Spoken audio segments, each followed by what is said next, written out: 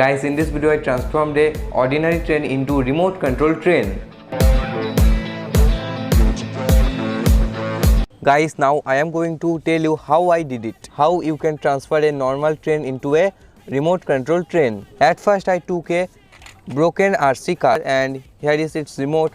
The car was completely broken. So at first I disassembled it. Then I got a receiver like that. Then I simply unscrew it. Then I simply pull out its motherboard. Here you can see the receiver board of this train. It was used for a car. Then I simply connect the wires to the motor and the battery terminals to the battery. So the connection is very easy, and here you can see the on off switch. I can simply on it like that. The train is in action mode, and here you can see its remote. This remote also used for the car, and here you can see the train is running. I can simply move it forward, backward. So this is now a proper remote control train. So let's take the train onto the track.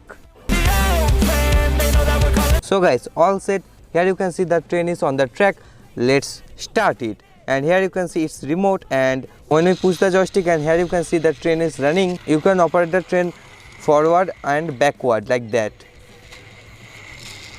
The train can move both direction. You can see here the train is moving backward, and here you can see the train is moving forward.